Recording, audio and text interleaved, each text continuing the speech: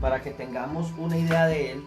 Y en esta noche voy a volver a el método original, que es hacer una lectura, y no, aunque voy a hablar hoy con la Reina Valera, voy a hacer la lectura inicial con la Biblia,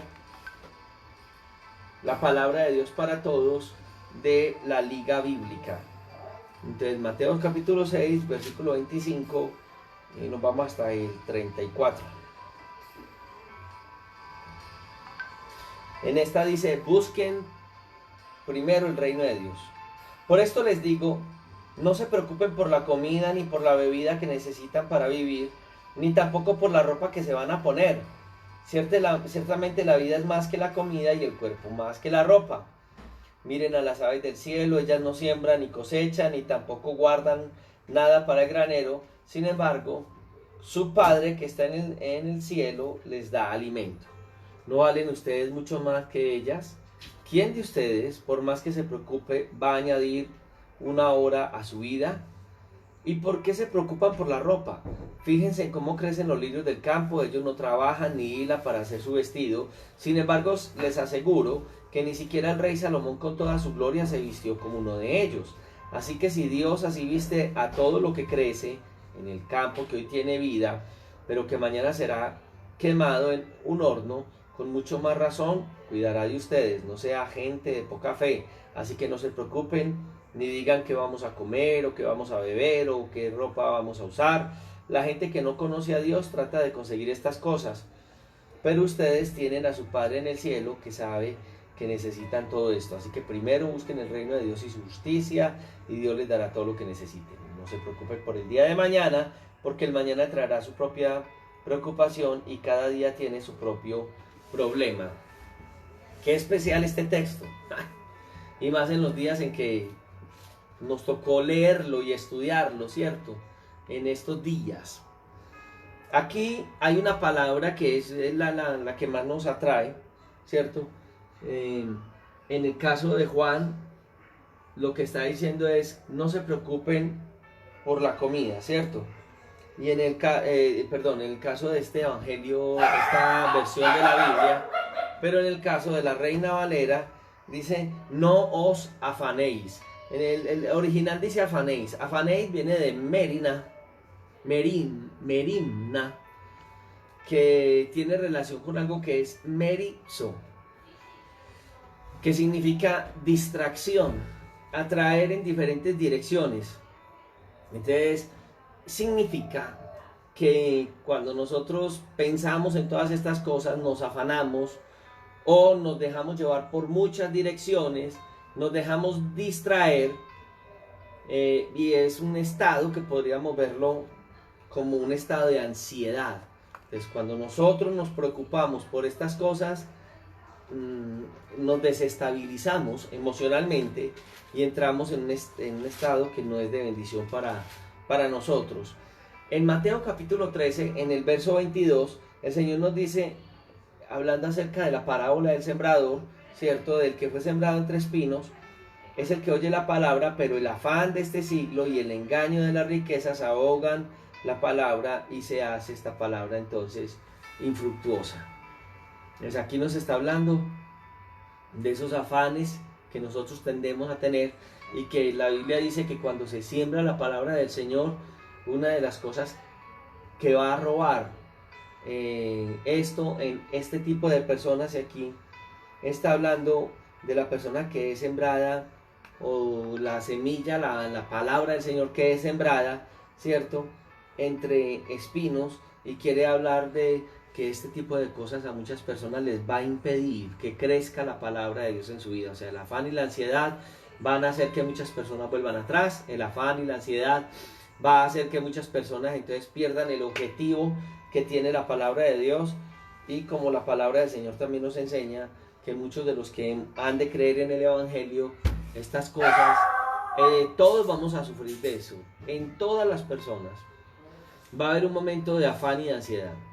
En todas las personas esto va a venir para querernos distraer. Pero una de las cosas que tenemos que entender es que nuestra atención tiene que estar fijada en las cosas que Dios nos coloca. En el verso 19 del capítulo 4 del mismo Mateo dice, venid en pos de mí y os haré... No, es Marcos capítulo 4, versículo 19. Marcos 4:19. Sí, ahora sí. Que está hablando también de la palabra del sembrador, pero mire cómo lo explica acá. Y dice, pero los afanes de este siglo y el engaño y las riquezas y las codicias de otras cosas entran y ahogan la palabra y se hace infructuosa. Muy bien, la palabra sembrada entre espinos. Entonces cuando tú y yo dejamos que esas cosas funcionen hacia nosotros, perdemos la objetividad en la palabra del Señor. Entonces, no podemos dejarnos llevar de estas cosas. Bien, bueno, muy bien. Entonces ahorita vamos a mirar también en el capítulo Lucas capítulo 8, verso 14. Lucas capítulo 8, verso 14. Muy bien.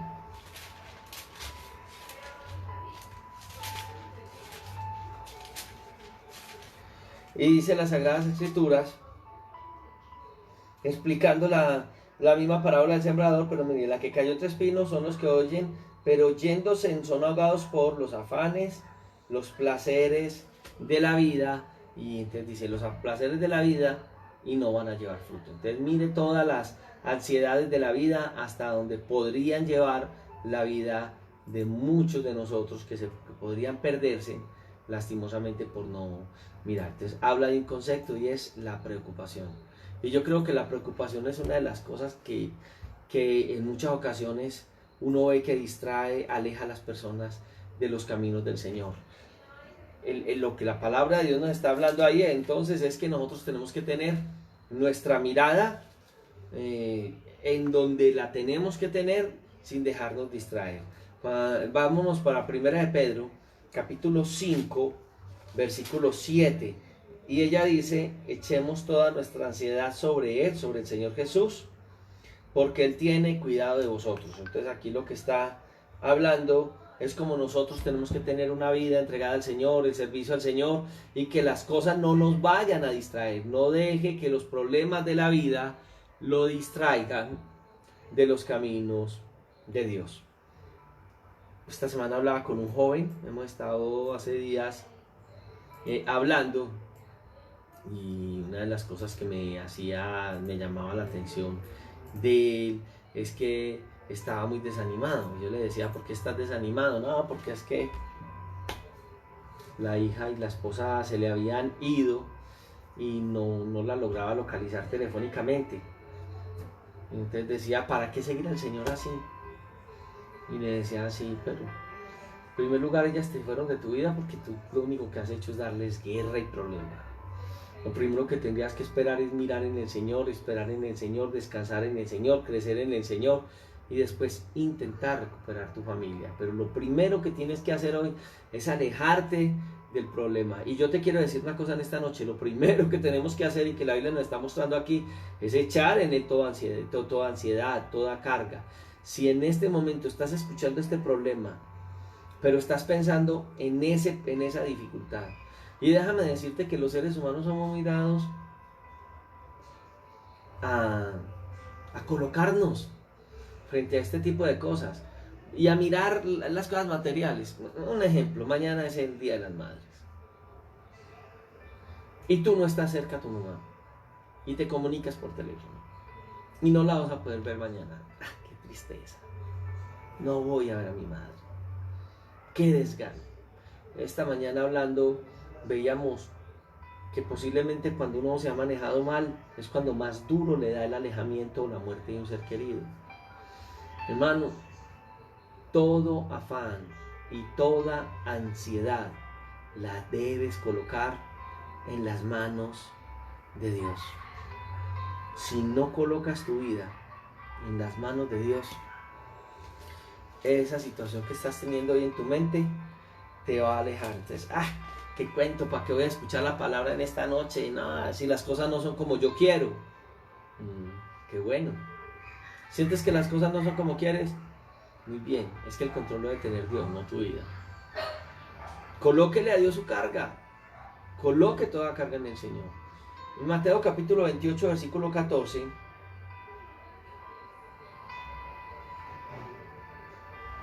nos va a dar una buena enseñanza.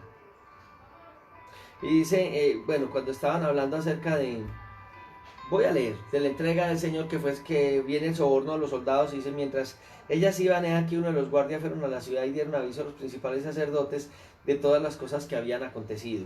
Y reunidos con los ancianos y habido consejo, dieron mucho dinero a los soldados, y le dicen a los soldados, y le dijeron, decid vosotros. Los soldados tenían que decir, sus discípulos vinieron de noche y lo hurtaron estando nosotros dormidos. Y si esto lo oyere el gobernador, nosotros les persuadiremos y os pondremos a salvo.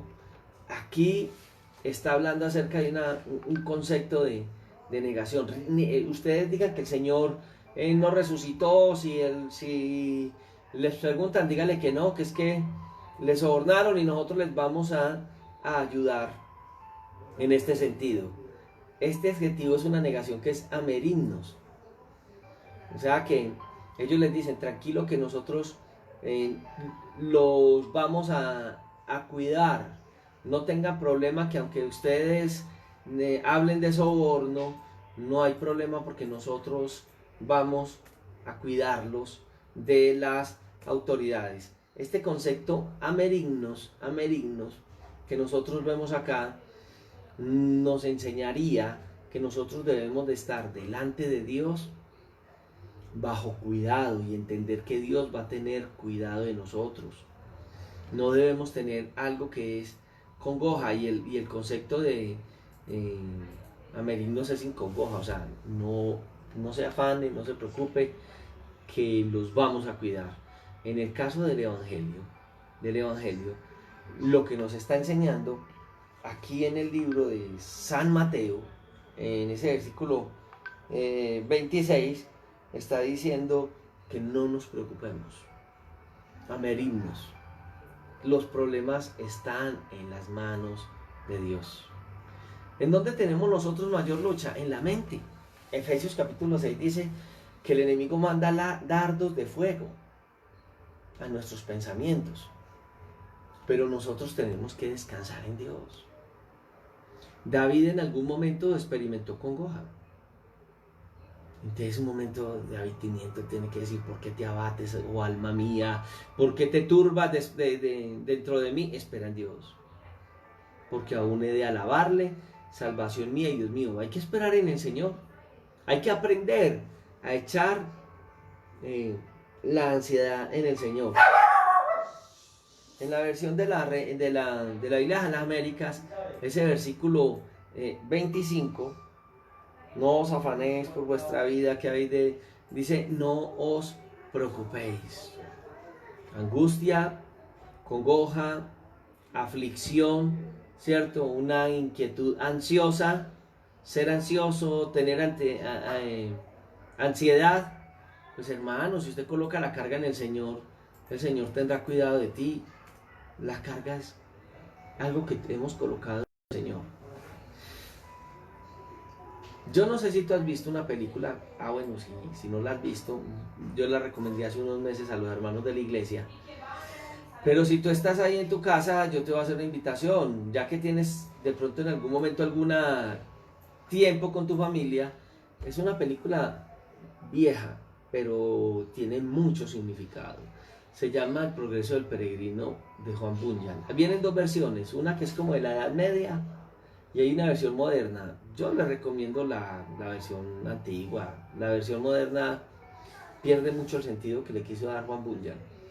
Y una de las cosas que uno va a encontrar en la película El progreso del peregrino es algo donde Juan Bunyan capta, porque la película quiere hablar es como la vida cristiana, como Dios nos saca, capta el momento de la ansiedad. Entonces hay momentos en la película donde hay preocupaciones en quienes están caminando y saliendo de la ciudad de la destrucción, porque cosas se les vienen en contra. Pero qué bendición es que dentro del formato de la película se habla acerca del momento donde Dios toma el control. Entonces este hombre ya llevaba durante mucha parte de su caminar, de salir de la tierra de la destrucción al cielo, ¿cierto? A la ciudad celestial, lleva un fardo, lleva un bulto en sus espaldas. Y este hombre llega un momento en la película que muestra la vida cristiana, que este hombre ve a Jesús. En toda la película él ve a Jesús. En los momentos más difíciles ve a Jesús. El Señor le ayuda en unas situaciones terribles. Pero cuando llega allá, él cada que lee la Biblia tiene congoja, tiene afán, tiene una carga dentro de él. Y a medida que él va leyéndola, pues la tiene. Es más, un hombre le pregunta, uno de los personajes que representa el mal, a Satanás, en la película le dice, venga, venga, y a usted todas esas cargas que tiene en las espaldas, ¿quién se lo ha dado? Y él dijo, no, es que él en el caso de él era el conocer acerca de la vida eterna y cómo se vive en esta tierra. Y entonces ese personaje pretende quitarle la Biblia y lanzarla al fuego. Pero hay un momento donde él no capta bien la idea y Dios lo va llevando en crecimiento, crecimiento. Y hay un momento donde él tiene un encuentro real con Jesús y lo ve allá crucificado. Y mientras este hombre ve a Jesús crucificado, se acerca a Jesús y muestra como si fuera el Gólgota, pues, y dos cruces a los lados de él. Y cuando, en el momento en que el que está crucificado, que representa el momento de Jesús, dice consumado es, en la carga que tiene el peregrino, y él venía con unos trajes, venía muy mal trajeado, caen de sus espaldas. Y es más, él ha sido renovado, entonces ya aparece el peregrino con una espada, que es la palabra de Dios, ya aparece el peregrino con un escudo, ya aparece el peregrino con una capa y una vestimenta muy hermosa, y el hombre pierde ese fardo, ese bulto que lleva a sus espaldas, el encuentro con Jesús. Cuando aprendemos a echar la ansiedad en Jesús, se van las congojas, se van las ansiedades. Me preguntarás, pastor, ¿se acaban los problemas? Cuando yo llegue a ese momento de mi vida, el Señor Jesús dice, en el mundo tendréis aflicciones. Es una cosa real. Yo no te puedo prometer lo que la Biblia no promete. Pero Jesús dice, pero no temas, yo he vencido al mundo. O sea, en medio de las aflicciones del mundo, Dios nos va a dar paz. Porque mientras nosotros sigamos en esa posición, nuestra actitud al estar inquietos, al tener temores, es una actitud de ansiedad. Jesús llega a la casa de Marta y María. Y en el momento que llega, pues imagínense, ya han pasado varios días. El hermano de ella, Lázaro, ya estaba en una 4 días en el sepulcro. Humanamente no hay qué hacer. Ay, maestro, si hubieras estado aquí. Pero ya que. De hecho, cuando manda a quitar la piedra de la tumba, no señor, ya lleva todos esos días, ya hiede. ¿Cierto? Cuando Jesús llega a la casa de ellas, encuentra dos posiciones. Las dos lloran, las dos estaban sufriendo por la muerte de su hermano. Pero él encuentra, por ahí, en Lucas nos va a escribir eso, entre el 41 y 42, que él le dice a Marta, Marta, Marta, afanada y turbada estás. ¿Cierto? Muchas cosas tenía ella. Con muchas cosas estás afanada y turbada, pero una sola cosa es necesaria. Y le dice a María, y le dice, ¿cierto? María ha escogido la mejor parte, la cual nunca le será quitada. Es que el descansar en el Señor no nos lo quita nadie. La paz que el mundo no nos puede dar, no nos la quita nadie. Tremendo. Me gusta cuando él dice, por tanto yo os digo, no os afanéis. Ese por tanto, dentro de esta frase, es como yo estar hablando de un tema y llegar a la parte de conclusión. Entonces concluyo diciendo, ¿cierto? Concluyo y le digo lo que quiero enseñar, ¿cierto? Y es lo que quisiéramos que entendiéramos nosotros. En los versos 19 y 20 de este mismo Mateo, recuerde que dice que no nos hagamos tesoros en la tierra donde la polilla y el orín corrompen y donde los ladrones minan y hurtan, que ya lo habíamos visto, ¿cierto? Sino que hay que hacernos tesoros en el reino del cielo, donde ni la orilla ni el orín corrompen y donde los ladrones no minan ni hurtan. En este caso, hay una total confianza en las cosas que han de venir de parte de Dios. Esas turbaciones que nosotros los seres humanos tendemos a tener, qué triste para nosotros, porque no nos damos cuenta de las grandes cosas que Dios tiene para nosotros. Las cosas materiales de este mundo no son confiables, los tesoros del mundo no duran, los tesoros del mundo son efímeros. Las cosas... ¿Se acuerda que ahí nos hablaba acerca del ojo, si mi ojo es bueno, si mi ojo es malo? ¿Qué será un ojo malo frente a ese contexto que Jesús nos dio en ese momento? Pues un ojo avariento. Y si mi ojo es malo, mi vida estará llena de oscuridad. Y terminamos diciendo en esa conclusión de esta clase anterior que es imposible servir a Dios y a las riquezas. A las riquezas materiales, porque nosotros hoy tenemos las riquezas más grandes, o la riqueza más grande, que es tener al Señor en nuestro corazón. Entonces hay un gran contexto aquí, ¿cierto? Entonces el Señor va a seguirnos hablando ahí en ese versículo 25, donde nos dice que no nos afanemos por estas cosas. No os afanéis por vuestra vida, que hay de comer o que hay de beber, ni por vuestro cuerpo que habéis de vestir. ¿No es la vida más que el alimento y el cuerpo más que el vestido? Cuando habla de la vida, utiliza el término pesuche. La vida, el aliento de vida, que viene de la raíz etimológica. La vida.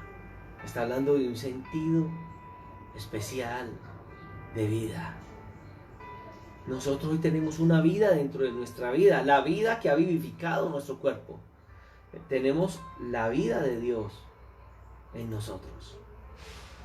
Es más, el día que la vida salga de nuestro cuerpo queda muerto.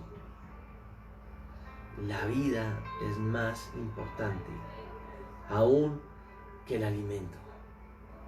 El alimento sostiene la vida, sostiene nuestra vida, pero aún así, aún con alimento hay quien puede perder la vida. Y esto nos hace pensar, o Jesús nos hace pensar, en las prioridades de la vida. La prioridad de la vida en sí es Él. Él es la vida misma. Yo soy el camino, la verdad, la vida. Si nos falta Jesús, nos falta todo. El que tiene a Cristo lo tiene todo. El que ha perdido a Jesús, decía un hombre de Dios, lo ha perdido absolutamente todo. Dios nos da la vida a este estuche. El cuerpo está acá, pero la vida la coloca Dios.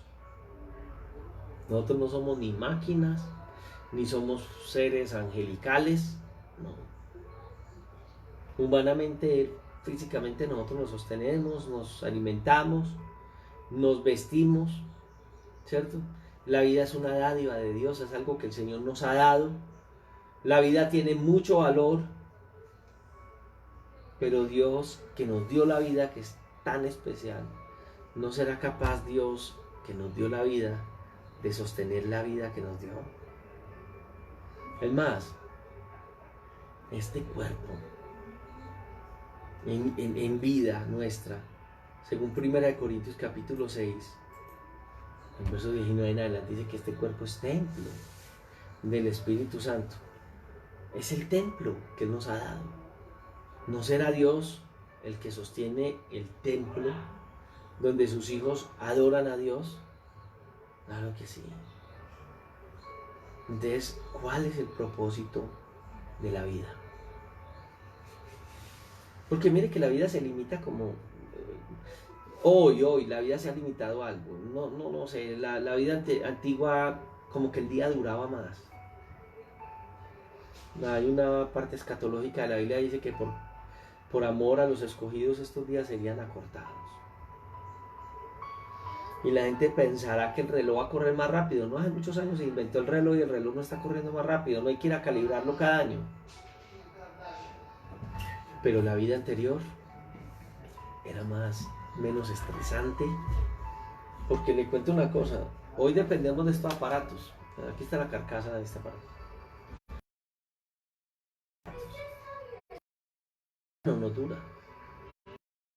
Yo estoy trabajando por estos medios. Mi hermano, esto es una locura. El tiempo vuela. Uno se sienta a estudiar y ya, y a dar, y a llamar allí, la tecnología, y lo llaman a uno. Y hay momentos que me voy a bañar y un problema, una situación, alguien me llama a consejería, cosas. A las 8 de la mañana me voy a bañar y a las 10:30 de la mañana estoy solucionando problemas, estoy haciendo situaciones y menos mal me había sentado a estudiar 1 o 2 horas antes. Pero le cuento, qué afán, qué estrés, no dura el tiempo. El Señor se refería, creo que a estas cosas, el tiempo se acorta. Entonces estar en la casa, puede que el tiempo ni alcance frente a estas cosas y no desalcancen, y no nos alcanzan no porque estamos jugando, o estamos viendo por la televisión, no estamos trabajando, pero se acorta.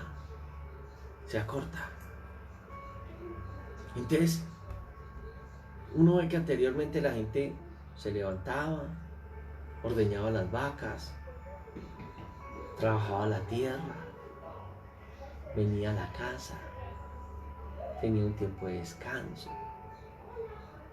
salía, unos días aportaba las plantas y las tenía sembradas, o los pastos de corte y para las vacas, el ordeño de la tarde, y a eso de las 5 o 6 de la tarde ya estaba descansando, y el día uno se le hacía largo, en medio de tantas faenas, porque eran muchas faenas.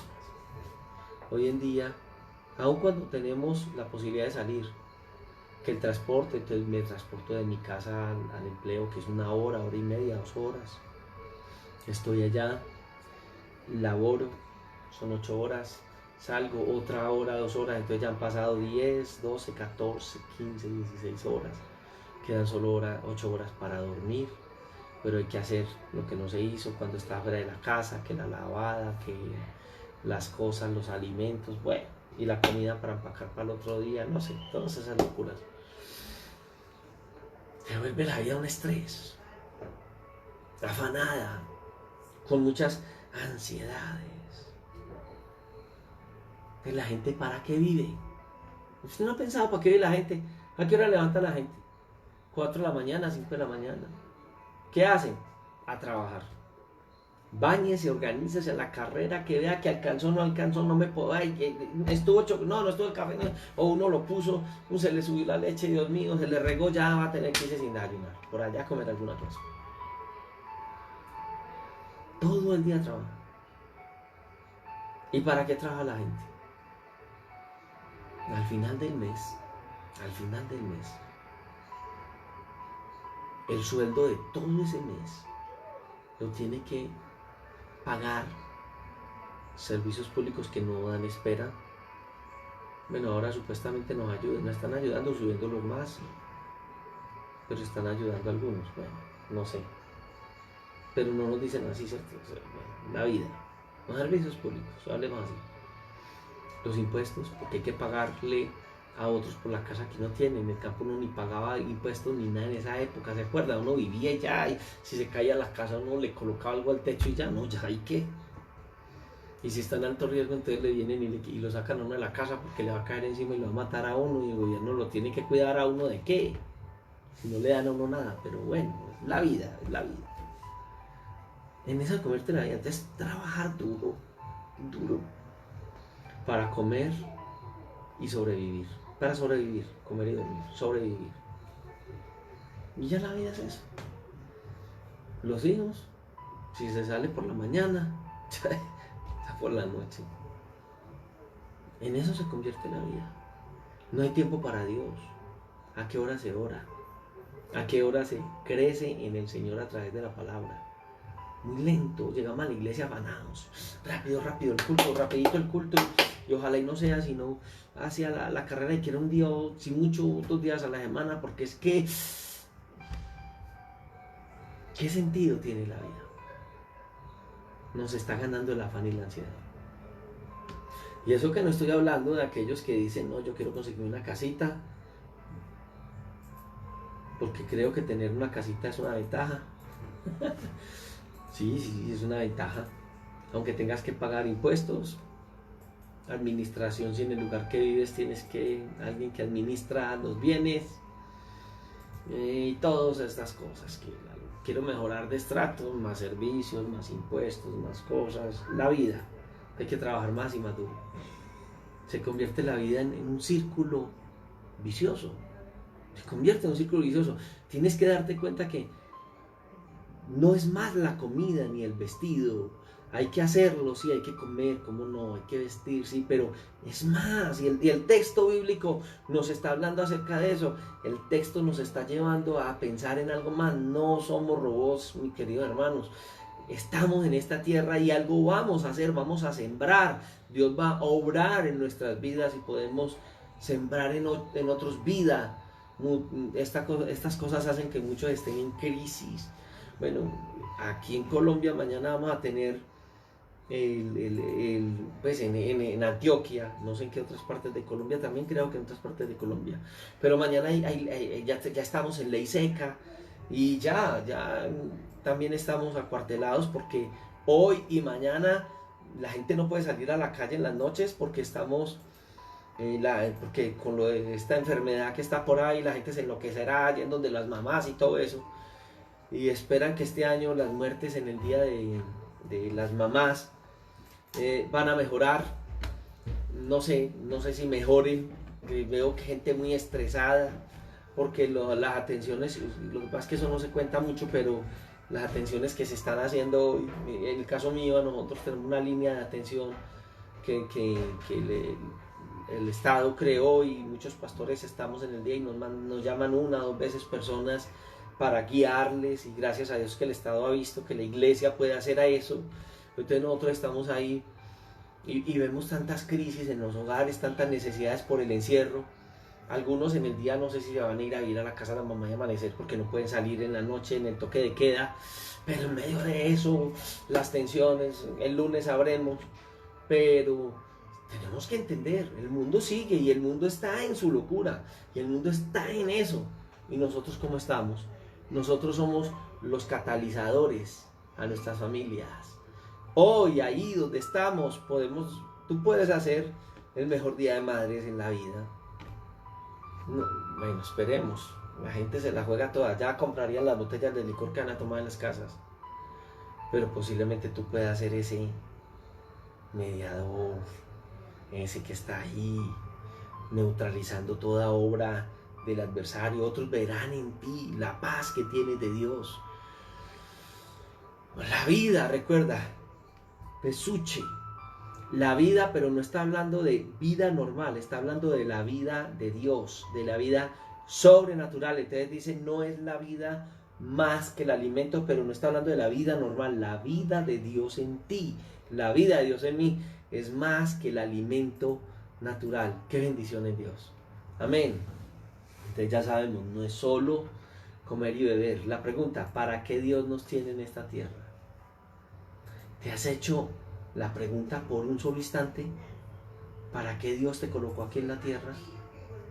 Es que a veces esas son las cosas que nosotros nos tiende a distraer. Nos tiende a distraer. ¿Cuál es el propósito que Dios tiene con nosotros? ¿Cuál es el propósito que Dios tiene para nuestras vidas? Si no miramos esa parte desde el punto de vista de Dios, te soy honesto, estamos engañados, quedamos engañados. No tiene sentido la vida para nosotros.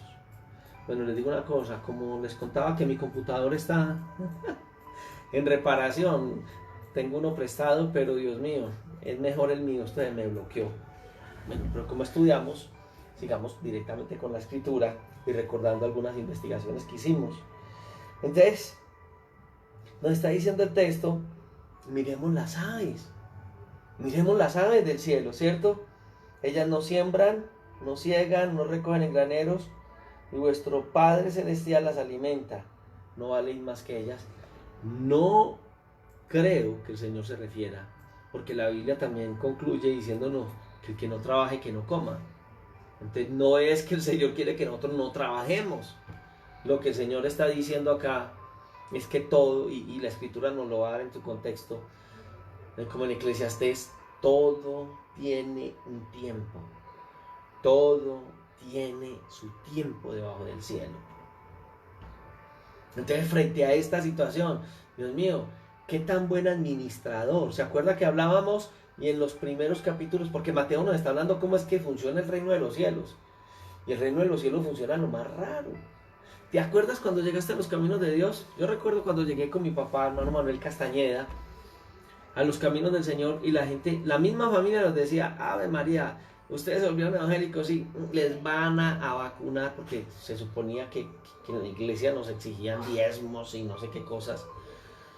Y cuando llegamos a la iglesia, lo primero que yo decía, casi que le coloco cierres a los bolsillos a ver si no nos iban a quitar la plata sin necesidad de... Pero empieza uno a ver los principios del reino. Te lo dijeron a ti. Y tú llegaste a pie a la iglesia o en bicicleta. Y no servías al Señor en el pastorado, pero a los 3 o 4 meses Dios te cambió esa bicicleta por una moto, o al año, o a los 2 años, y tal vez tienes un vehículo hoy, y la gente, pero ¿qué? ¿Usted es que se volvió pastor o qué? No, sencillamente aprendí que todo tiene su tiempo debajo del cielo. Y la Biblia habla de tiempo para amar, tiempo para sembrar, tiempo para recoger, y tenemos la gracia de Dios. Por eso la vida de muchos creyentes ordenados, disciplinados, ha sido una vida de muchas bendiciones. Por eso nosotros hoy disfrutamos de bendiciones en el Señor. Disfrutamos de la bendición de que cuando nosotros entendemos el principio, porque todo en la vida es un principio. La cosmovisión nuestra del mundo que traíamos a las Sagradas Escrituras cambia. Las promesas que están en la Escritura en él son sí y en él son amén. Entonces el principio del diezmo, de todo lo que Dios me da, separa una parte para él, es mi relación con él. Nadie me lo va a decir, nadie me lo va a exigir. Como pastor yo personalmente no me encargo de las finanzas de la iglesia, yo no sé si alguien dio o no dio. Lo único que sé es que la gente lo hace y Dios bendice, y muchos de los que están ahí saben cómo funciona Dios. Y cuando yo a Él le doy lo que es de Él en mi relación con Él, y entiendo que soy un mayordomo y que solamente de todo lo que el Señor me da le puedo aportar a la obra del Señor una partecita, que es mi relación con Él. Nadie la va a exigir, es mi relación con Dios. Y lo aprendo a hacer a la luz de la Biblia. Pero mis finanzas mejoran, el dinero se multiplica. Es más, la parte laboral mejora, y en la parte laboral el Señor me bendice, la gente tan de buena. Es que estos evangélicos son tan cheperos. Oiga, tienen una espalda, tenemos la misma espalda suya. La diferencia es que aprendimos principios con Dios, y por eso no andamos ni tan carrereados, ni buscando que nos regalen unas horitas extras, ni en esa locura, porque hemos aprendido a darle al César lo que es del César, como Jesús lo dijo. Présteme una moneda, cuando le preguntaron del tributo. ¿Hay que dar tributo? Pues claro, denle al César lo que es del César, y a Dios lo que es de Dios. Y cuando aprendimos, un hogar diferente, una economía diferente, nuestras enfermedades. Por ahí yo leía en el New York Times hace unos años un artículo que decía que la gente que es religiosa para ellos, pues que es cristiana, que va a las iglesias, que van a orar y que se dedican a esto en su vida, se enferman menos. Es como no nos vamos a enfermar, menos si tenemos al Señor a nuestro lado. Entonces, principios del reino, principios que son especiales y que nosotros tenemos del reino de los cielos. Entonces, no nos afanemos, hagamos lo que tenemos que hacer. Recuerden, que no traje que no coma, hay que trabajar, hay que elaborar, pero entender que si yo le entrego al Señor lo que es de Él y en la vida hago lo que va a hacer a mi familia, a Dios, al trabajo, a las cosas que he de hacer, la bendición del Señor estará conmigo. Recuerde, aún en la Escritura nos dice que la bendición del Señor es la que enriquece y no añade tristeza con ella. Muy bien, aquí ya se me abrió otra vez mis notas. Entonces, sí, nosotros deseamos cosas y comer, beber, vestir, pero no es lo más importante. Hace unos años, hablando con un amigo que se me fue para los Estados Unidos a ministrar, a servirle al Señor, él me contaba un defecto que han tenido algunos que han llegado a esta sociedad y que llegaron a servirle al Señor en ese lugar. Y una de las dificultades que él me contaba, pues que muchos han experimentado, es que la influencia. Entonces él decía que allá a veces la gente compra por comprar. Un centro comercial y compran, y ve, compremos esto, y después van y miran en donde ellos guardan, que es abajo en los sótanos, en los garajes, en alguna parte, que aquí le llamábamos el cuarto de San Alejo, y encuentran un poco de cosas que compraron y ni las usaron, o las usaron una o dos veces, porque comprar por comprar. ¿Por qué? Porque es la vida, todo el mundo anda así, en ese afán, y uno se pone a ver, y a veces nosotros en la vida tenemos tanto afán, que a veces cuando nos damos cuenta, ¿verdad? Uno para qué hizo de eso, para qué terminó uno haciendo esas cosas. Yo me monté en un taxi hace unos años también, y el taxista en el que yo me monté pues era un ingeniero, de profesión ingeniero, y le decía, ay, ¿qué estás haciendo aquí? Y me decía, lo que puedo, lo único que conseguí fue trabajar en esto, hermano, y mientras me salen trabajo de ingeniero yo no voy a aguantar hambre con mi familia. Y yo, sí.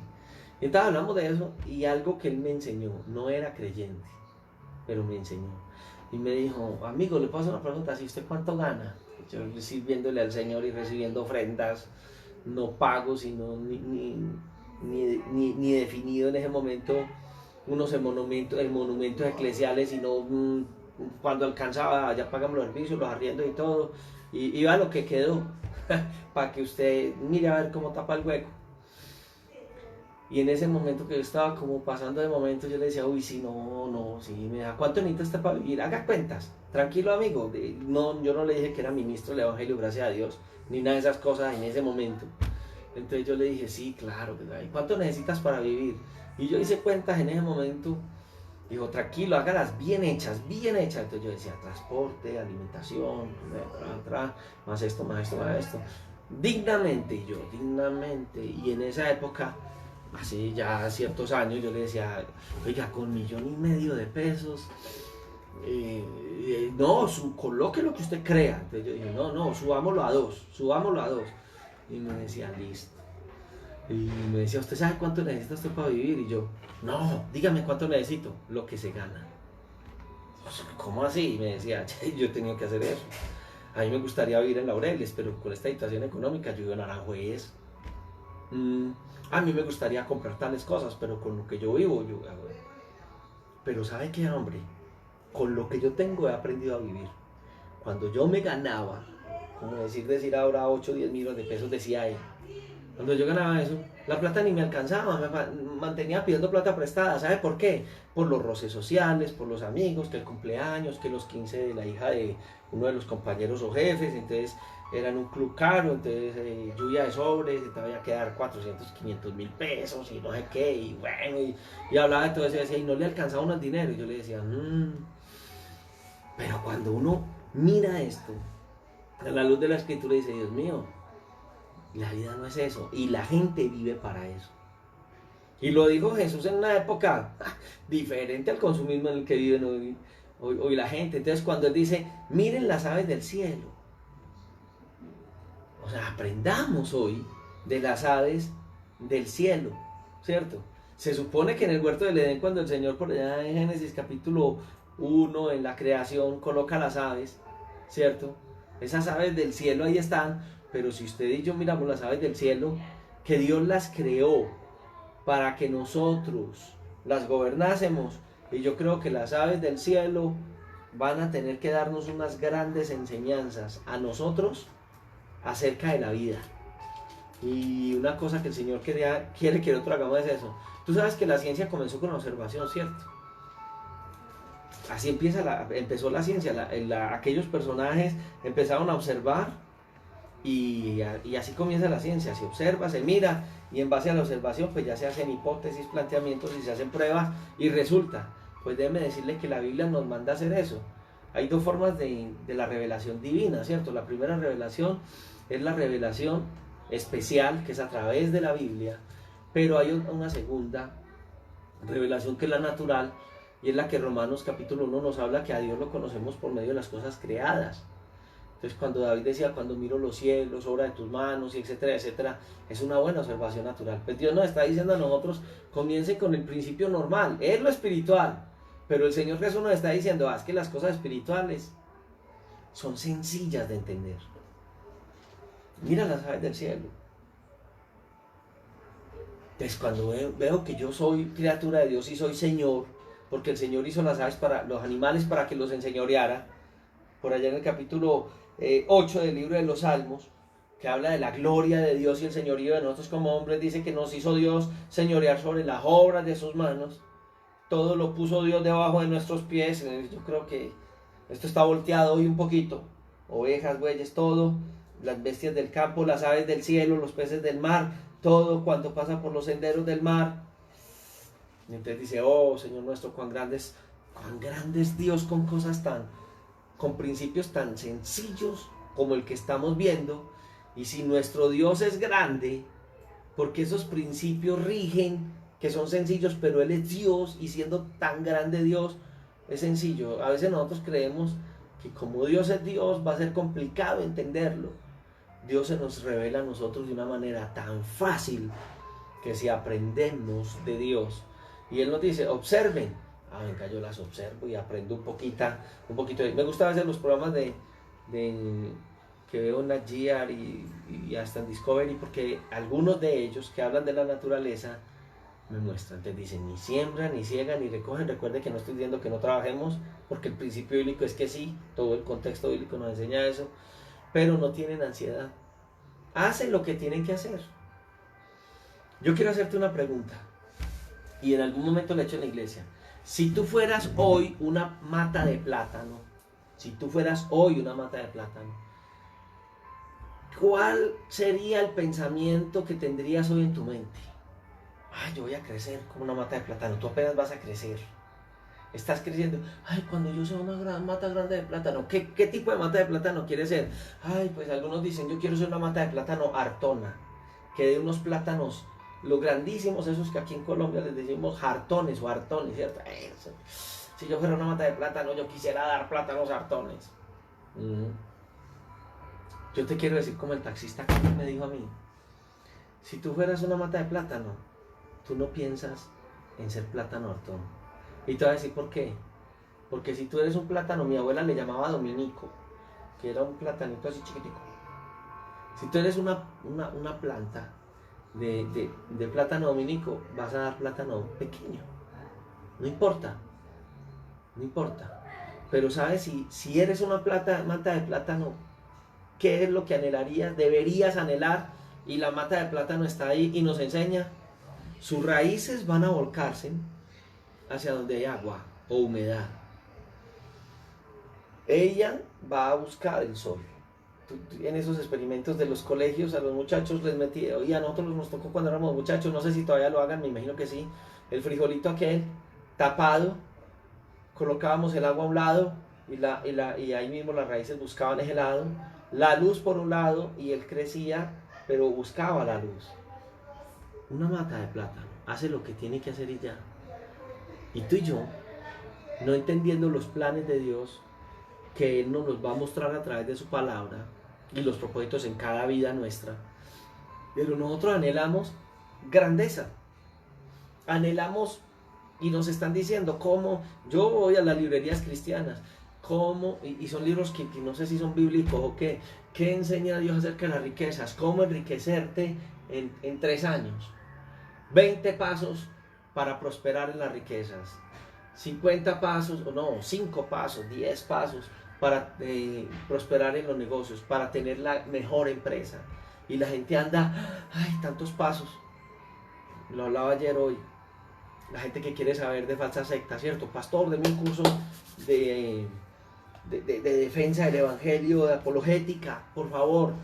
Un curso de apologética. ¿Para qué quieres un curso de apologética? Para confrontar a los testigos, a los adventistas, a yo no sé quiénes que vienen por ahí. ¿Quieres un buen curso de apologética? Sí, véalo acá. ¿Cuál? Este. Ah, pero ahí dice la Biblia. Por eso, conozca la Biblia. Y cuando alguien venga con una falsedad, usted tiene la verdad y usted dice, no, eso no está en la palabra. Usted no necesita saber de esas cosas. Bueno, en el conocimiento humano, en el transcurso de la vida, uno conoce, uno va al seminario, al instituto y algo aprende de eso. Pero lo más importante es ella. El mejor curso es la misma Biblia, entender la verdad. Y cuando alguien viene con la mentira, yo le digo, ey, aquí dice una cosa diferente. Entonces déjame decirte, el mejor curso de prosperidad que tienes, hay que saber de finanzas y cosas, sí, el manejo de la vida, pero a veces esa es la vida. Entonces está el estrés y la ansiedad cuando hay principios de reino. Alguien quiere prosperar en los negocios y no es fiel en su relación con Dios y no es un buen mayordomo y no sabe qué es mayordomía y cómo Dios nos entrega a nosotros cosas para nosotros entender que Dios nos lo ha dado, y cuando entendemos lo que Dios nos ha dado y hacemos lo que tenemos que hacer con lo que Dios nos ha dado, nos prospera. Y fuera de eso, siendo un buen mayordomo, tengo tiempo para Dios, mi familia, el trabajo y crecer. Mira las aves del cielo. Eso no condena el trabajo, porque en muchas partes la Escritura nos va a hablar de la necesidad de trabajar. Efesios 4:28, 1 Tesalonicenses 4:11 y 12, 2 Tesalonicenses 3:10, etc. Tampoco condena recoger en un granero. Podríamos decir, pues hombre, si tengo la bendición de Dios, puedo tener en un banco, si el Señor me ha dado 3 casitas, y qué bien. Es algo que rico dejarle. La Biblia da bendición para quienes pensamos en dejarle herencia a nuestros hijos, no está más. Pero si nosotros valemos más que las aves, y Dios cuida a las aves, nos da un principio bíblico. La bendición, hay una bendición que enriquece y no añade tristeza con ella. ¿Y sabe cuál es la bendición? Pues la de Dios. Él va a abrir las puertas en la medida que yo me arrimo a Él. Por eso la Biblia va a llegar a un punto donde dice, es que no le podemos añadir un codo a nuestra estatura, porque el texto mismo es claro, ¿cierto? Y dice, ¿y quién de vosotros podrá, por mucho que se afane, añadir un codo a su estatura? El término es eliquia. Que eliquia tiene que ver más con la edad. ¿Quién de nosotros puede añadir un lapso a nuestra vida? Solo Dios. O un codo a nuestra estatura. No. También tiene que ver con crecimiento, con estatura. Nosotros no podemos hacerlo. El afán cambia el curso de nuestra vida a algo que no es de bendición, sino que va a ser negativo a nuestra vida.